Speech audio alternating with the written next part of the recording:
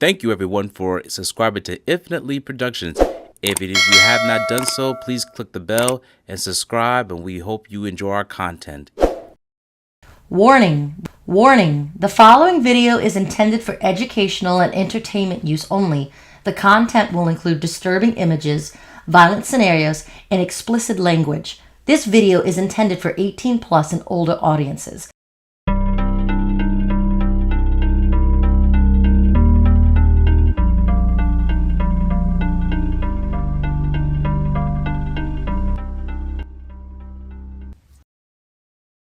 September 14th marks the anniversary of the death of one of Philadelphia's most notable figures. He would be a capo regime, the son of the mob boss Philip the Chicken Man Testa, and after his death, he will be known as the Crown Prince of the Philadelphia mob. This is the death story on Salvatore Salvi Testa.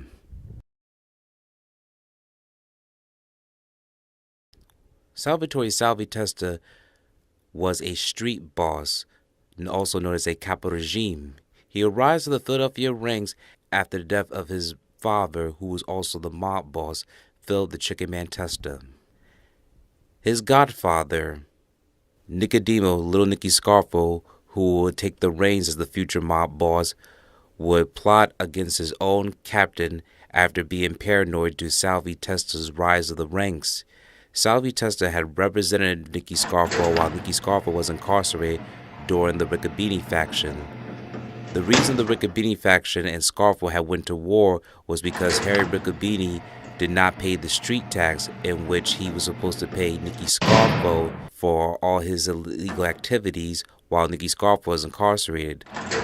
However, as Riccobini was incarcerated for his own illegal activities, him and Nicky Scarfo will conduct wars behind bars while Salvi Testa and Harold Riccobini's own faction, Joseph Padula and Victor DeLuca, will rage against war against the Philadelphia crime family, all split into their own two separate factions.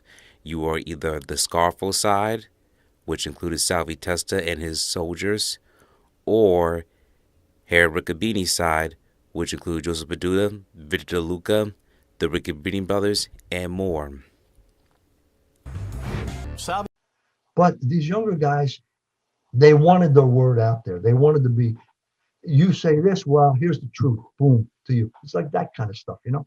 Yes, speaking of that, different. and this is why I get confused, especially even though he was still young and he's still a different generation. Salvi Testa, you mentioned about his killings, because I was always confused. How come he never been arrested for the associations with Rocco Marinucci, Frank Chicky Narducci, and others in that realm? How come he's never been arrested when he was probably the most easy suspect to determine after his father's assassination? I think you're right. I mean, Salvi Testa was certainly a target of an investigation when Narducci was killed and when all that stuff was going on. But if you have to also remember, this predated any cooperators in the Philadelphia crime family. And I think if Testa had not been killed, he probably would end up being indicted.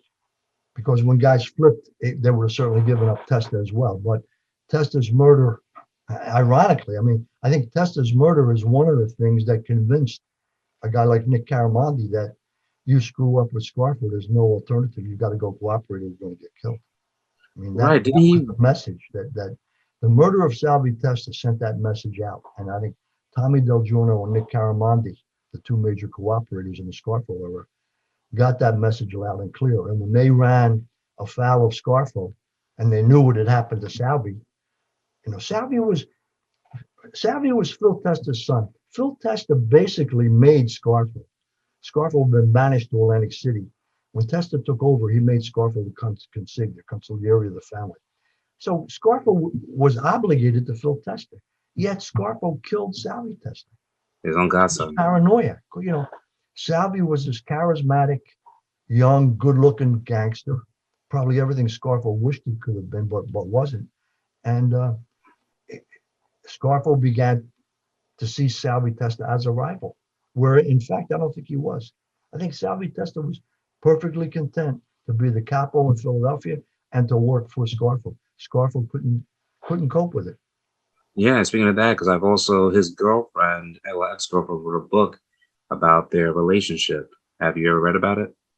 Now, I've talked to, if it's the same woman we're talking about, I've talked to a couple of women who had relationships with Salvi, and nothing but praise for the guy as a very, very intelligent, charismatic, good-looking guy, handsome guy. Um, on the other hand, I mean, Nick Caramandi would say Salvi Testa grew up in that life, knew the way of Cosa Nostra inside and out, and knew what it was all about, and knew that violence was a part of it.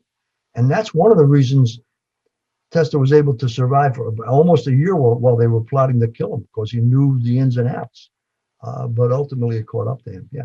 Did Uh, Nick Caramandi witness him being killed? Now, Nick Caramandi disposed of his body. Nick Caramandi knew how it went down in the candy store, and Nick Caramandi's job was to take the body and dump it in Jersey, which Gotcha. what he and a couple other guys did.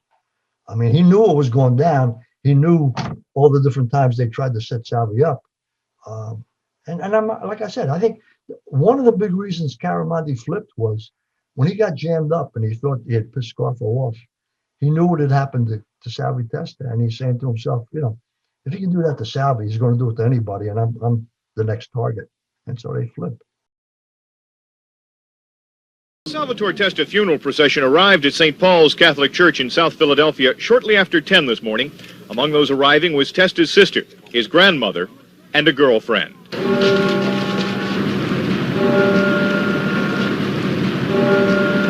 As the church bell tolled, Testa's casket was carried up the steps. A mass of Christian burial was said. In the homily, the church's pastor said it was Testa's survivors that bear the burden of disturbing rumors and innuendo. Testa reportedly had gone from relative obscurity to being a capo, or captain in the local mob, in just 3 years. According to the FBI, Testa's rise was due to his close relationship with mob boss Nicky Scarfo. Nick more or less took Salvatore Testa under his wing, almost like a son. They were very, very close. But sometime in the last 6 months, a strain had apparently developed in that relationship. Scarfo has been notably absent since Testa's murder. Were you surprised that Mr. Scarfo did not show up at either the viewing or the funeral? It didn't surprise me. We find of late at these funeral situations, there may be a multitude of reasons why they don't appear. It may be simply that he didn't want to cause that type of notoriety and create a circus-type atmosphere. Then again, it could be evidence of differences between the two of them. O'Callaghan says it's too early to speculate whether Scarfo's absence is significant. Testa's body was laid to rest following the funeral at a cemetery in Delaware County. A large group of mourners were present at the gravesite. Salvatore Testa was a new breed of organized criminal. He was brash and aggressive. He rose through the ranks quickly. By age 28, he was dead. John Rollins, Channel 6 Action News, South Philadelphia.